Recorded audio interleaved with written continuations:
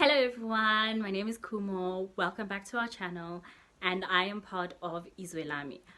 Today we have a conversation with Pumelele, and we had a yummy topic about, just the aspect of education, and how the government is mitigating the whole situation amidst the COVID-19 virus. Just the protection of children and the teachers in retrospect of everyone going back into the schooling system, how that would work in aspects of introducing technology, the idea of when would be the best time for kids to go back into the education system, the comparison between us and other international perspectives and how that has been going, and really just going forward what our possible new education system would look like in this new environment that is ever changing. So join us in this conversation. Please like, share, comment, and enjoy.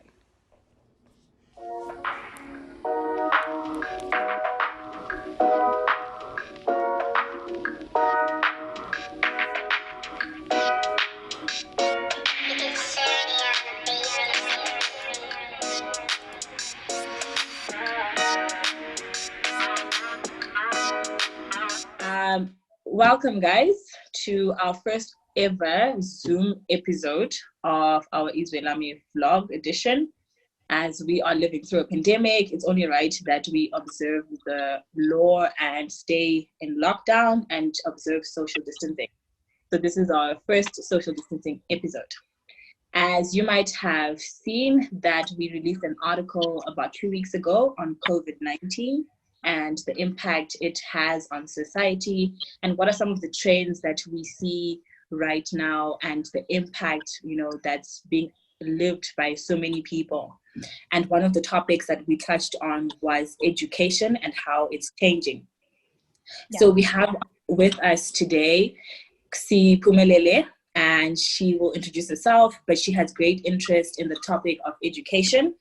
And we're just going to have a discussion around what it means right now to be an educator, to be a learner living through the pandemic, and how do we move forward. So thanks for joining us, Sips. Cool. Hey guys, so I'm Sipmalele. Currently what I focus on is that I work for a social investments firm. So what we look at is helping large corporations to take their CSI money and leverage really great impact and try to coordinate a whole lot better and plan a whole lot better so that they're putting it in the right places to impact the system. My focus is on basic education, and it's always been my focus. So just before this, I worked for a large education NGO and worked quite closely with the DBE in implementing large-scale implementations for the system that would go into most of their schools, if not all schools at the time. And I know now they've developed to all schools in the country. So yeah, I have a great passion for education and really always just looking at interventions and how we can make them better and just a better fit for a system so we can see system change instead of individual small changes. Yeah, and that's really great. I think maybe we start by asking Pumelele, I like the idea of asking the question, what is a school? So I think in the South African context, maybe break down to us what a school is for individuals, for the community. What is a school? Cool. So, and that's interesting because that seems to come up every single time we have some sort of trouble. We have protests happening, or we have these big debates like this pandemic now and what is involved in the schooling system and how we make decisions. But a school is basically one of our greatest social structures, right? We don't see it as something that we walk into every day and count as an education. It's one of these things that are really central to a community. So both to a child's needs, but also developing a community. And that's why we find things really important, as when you're having an intervention, you have to involve not only parents, but general community members, because those are the people that really support a school, that really build a school. When schools are lacking funding, those are the people that come together to fundraise in all types of innovative ways to make sure it is supported. But the school is also the thing that brings communities together, because they're also part of the community's sense of hope. But there are also structures that a lot of people work through to get things to happen in communities. So you'll find events happen there that bring people together. But also something as important as a national feeding scheme can only happen through a structure like a school, because it is what government, especially the DBE, it's the only structure they can work through to impact people at such a great level, where everybody knows where to go, where there's belonging, where there's families. If you look at COVID-19 now, a lot of the interventions that we've wanted to do, we've asked the schools to lead, whether it be feeding schemes or enrichment programs for communities or kids, or education to the greater community. There really are central structures to building this type of social cohesion, social impact, and really bringing these communities together. So they really are valuable as just central figures inside communities. Yeah. And now, I mean, schools have been closed down for over 40 days. And, you know, with what you're saying, that it's the central point for, you know, feeding schemes, etc. So what has happened to that, you know, for the kids that are now being forced to stay at home because obviously it's not safe out there for them and for their teachers? So what's been happening on that front? So, I mean, very specifically in terms of something like a feeding scheme, I think the minister was quite clear at the very beginning that because schools are their structures and like how they count people and do their data and make sure the right amount of people are receiving the right amount of nutrition, the function sort of moved over to the DSD, which is more of a general platform which has better view, because they'll handle things like grant making and that kind of stuff. So they'll sort of use different platforms to take out that kind of information. I've also seen a lot of the organizations that have been hired to give food packages, etc., have included some sort of education material in how they're distributing and trying to make sure people are still learning.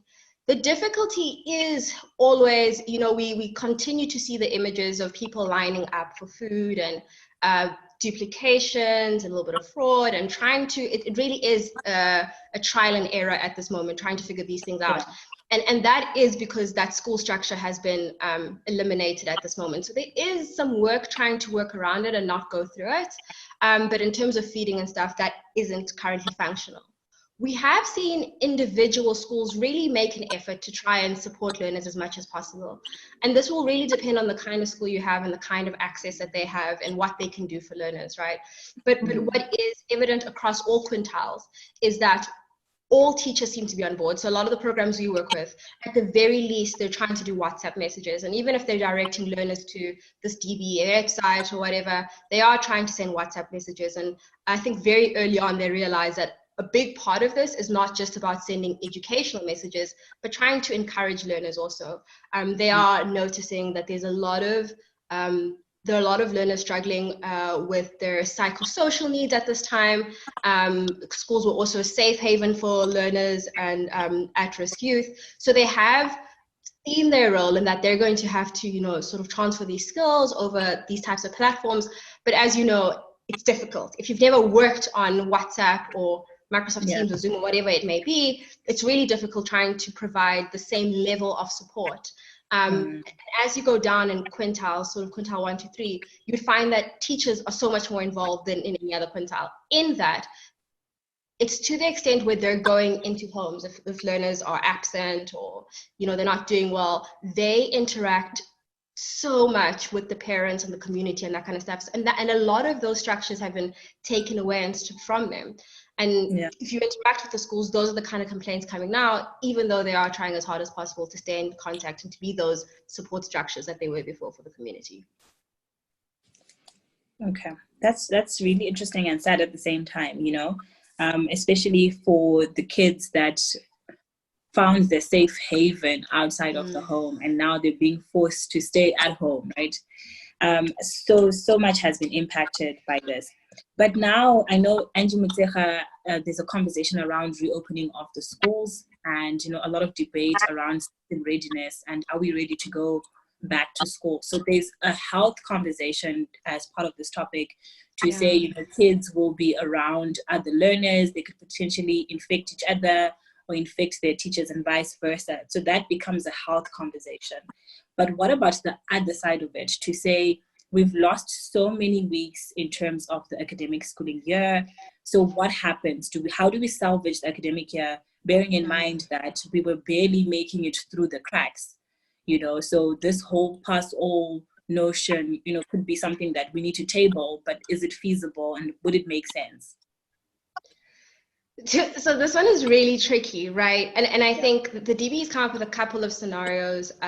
We've seen commentators come up with a couple of scenarios, but the truth is the system finds itself in a really, really hard place right now. So the problem with something like pass fail, it's tricky because of exactly what you said, the gaps that learners currently have, right? So if we have learners in grade 8 who are reading at a grade 3 or grade 2 level, I mean, what are we really saying about fixing those gaps if we're just pushing them through the system, right? They have to pass on something.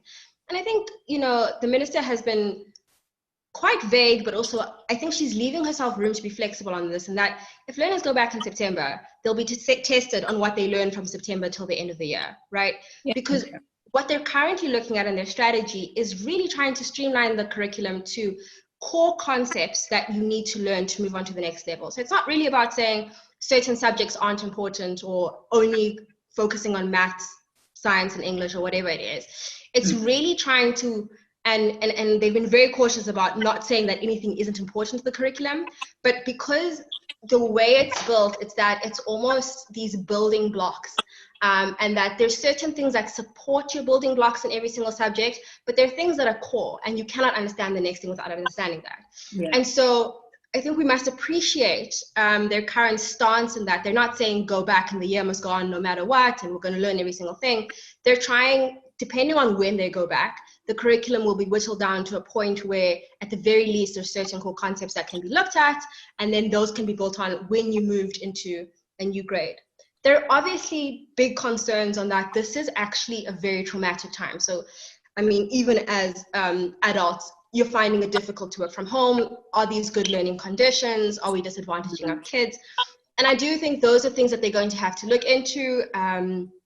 Would they have to be kind of more creative about it?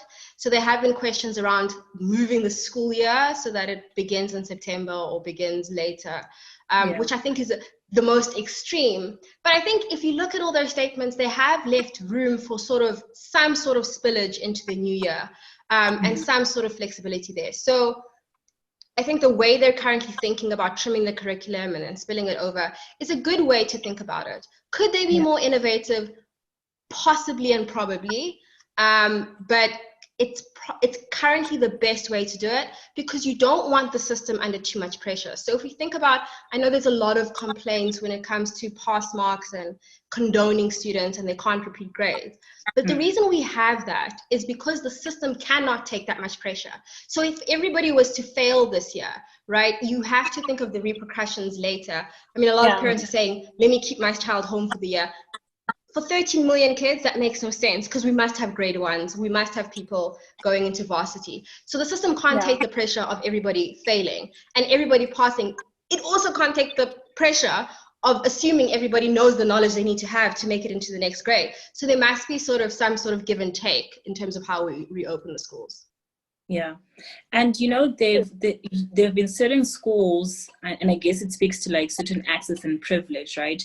Where certain schools have still continued to teach their students through Zoom and like Google Video, etc. But you'd also find that a lot of the students, even within the same class, don't have the same access, like the technology and stuff. So where does that balance come in? I guess that's just like a question that I have in my mind when we move into, setting the core concepts, etc. But and is it looking into? I'm sorry?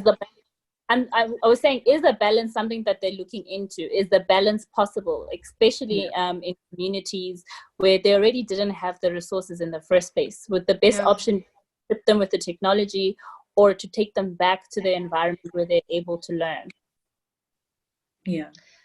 Okay, I mean, so one, in terms of the balance being looked into, what we've seen, so part of the consultations the DB's been having, they did put out a document, and one of the core principles is that, ICT must be core to sort of the next wave of how we look at policy and what we're doing in our schools, right? But that's a longer term discussion.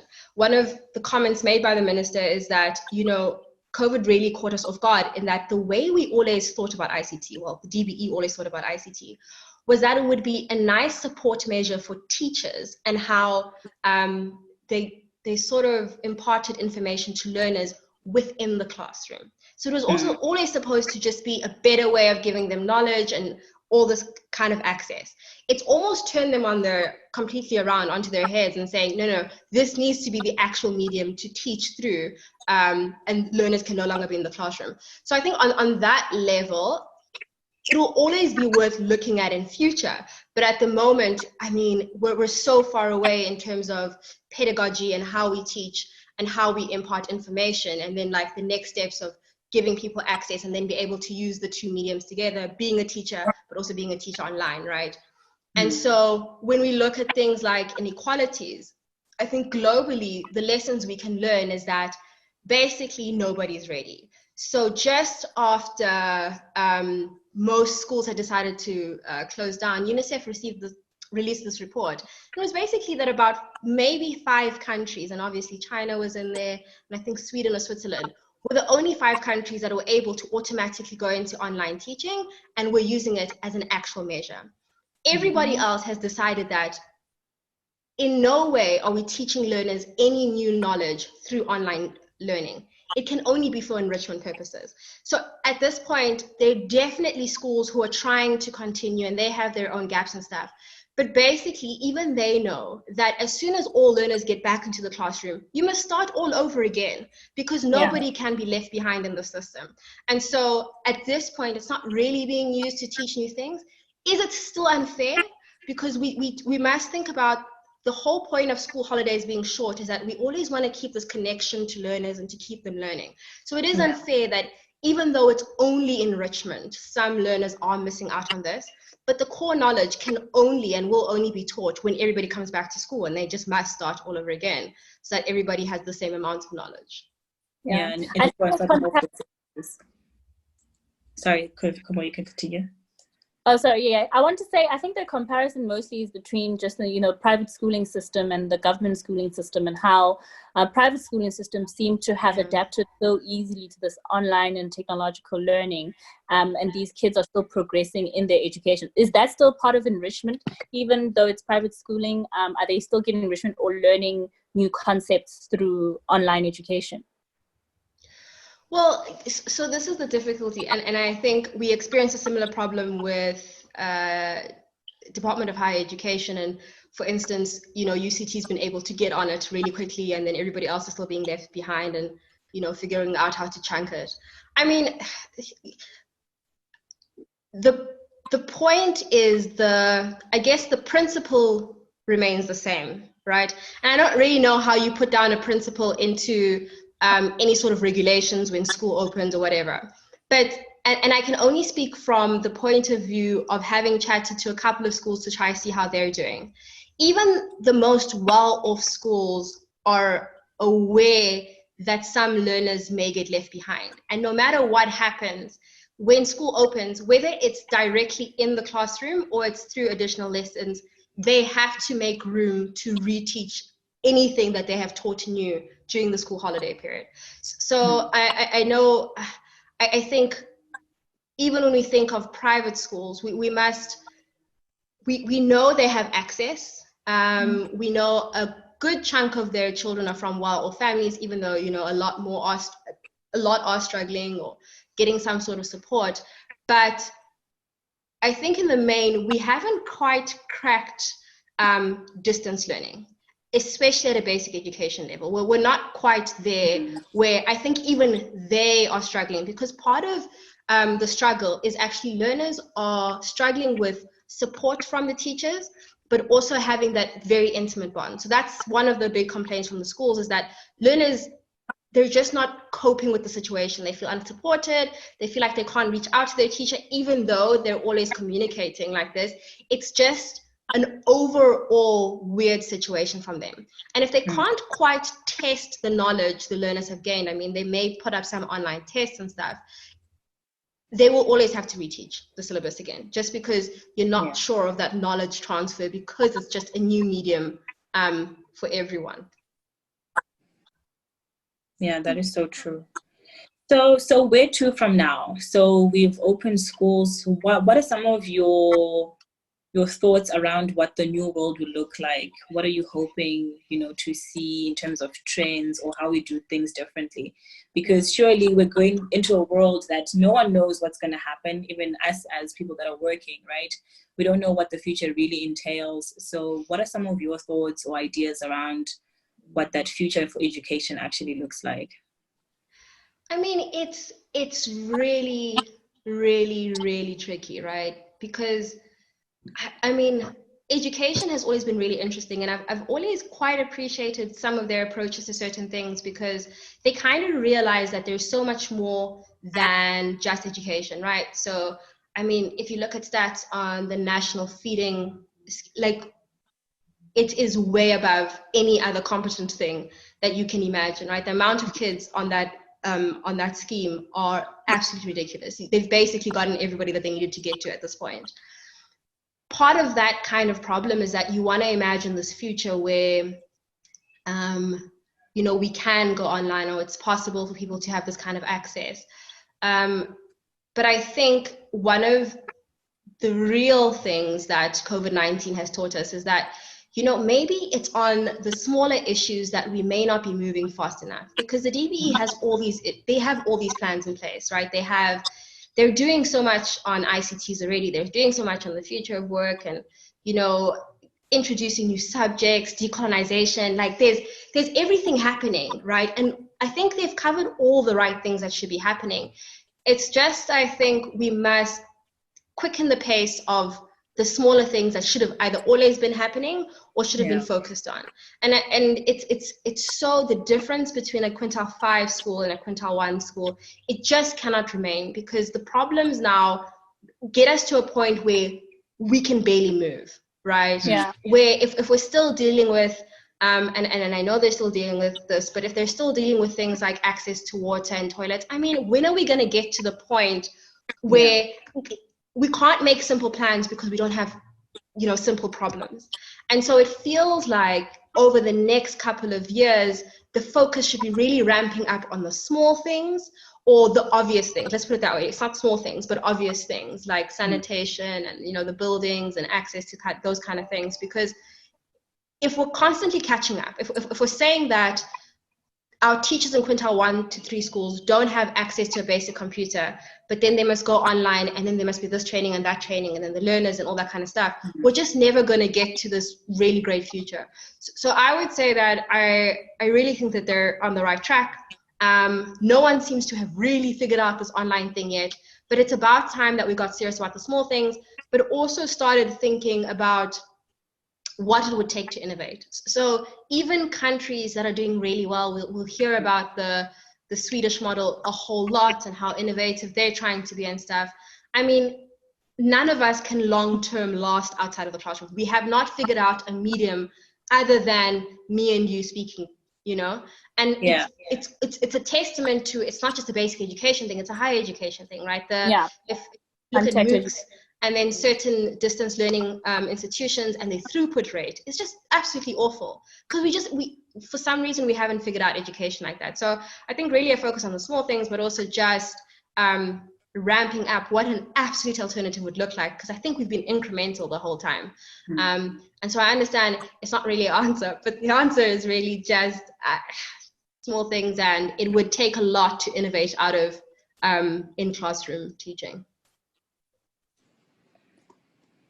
So I think how explore the point of protection in terms of protecting the children in terms of the COVID-19 virus, getting back to them, and the teachers. There's just been a debate amongst the teachers to say that, I mean, there's 60 children in a classroom. How are they enabling social distancing in those classrooms? With the argument that they say they go back sooner than September. How are they preparing to sort of mitigate the risks that are involved with children going back to school possibly? Yeah. So I think, so they do have minimum requirements that they've put down for people to go back to school. It was supposed to be today that they released a document on school readiness. But the social distancing thing, they're trying to get through, there are a couple of measures, but they've been clear on one. So those schools that are overcrowded, what they're looking to do is buildings around the school and like, sort of splitting the kids into the different buildings. And so they'd also use the SANDF to help support whatever measures that they're putting in there. In terms of inside the classroom, there are some sort of separators between the kids to mark the distance and that kind of stuff. What they haven't been very clear on is that the debates currently are that kids are kids, right? You file in single line, you talk as friends, like there's break time, there's all these other times where the kids can be together. And so I think practically speaking, they have not figured that out. I think they've kind of figured out the big things, but even so, right? These things need to be figured out at provincial level. So national says this is what we're doing. I mean, it's tricky if you haven't to this point found enough space for your kids. It would be interesting to see where they find these other buildings. What would be even more tricky is that when the DBE normally goes into problems, we call back retired teachers, but because they're older, they're not the ones that can be in the classroom at this point. And so given it's not really just about that there are 100 kids in there and the social distancing, it's that there are 100 kids in there because there are not enough teachers and there are not enough classrooms for them to be anywhere else. So it'll be interesting to see how they're planning to separate people, but also provide enough resources to have them separated. So that's what I'd be interested in finding out next. I think we're moving into really interesting times, and we are living definitely through very interesting times. But I just want to say thank you so much, Camila, for your time and your wonderful insights around education and the state that we're in and what the future potentially looks like. So this wraps up our segment on education through COVID-19, and we'll catch you on our next episode. Thank you so much. Thank you for joining us. Bye. Bye. And that wraps up today's episode on education through a pandemic. Don't forget to like and subscribe. Please leave a comment down below. Share this with your friends and give us some feedback. Let us know what some of your thoughts are around education, us going back to school, reopening schools, reopening the economy, and what that actually means for educational system. What are some of the things that you've been thinking about? Let us know down below, like and subscribe, and we'll see you when we have our next episode.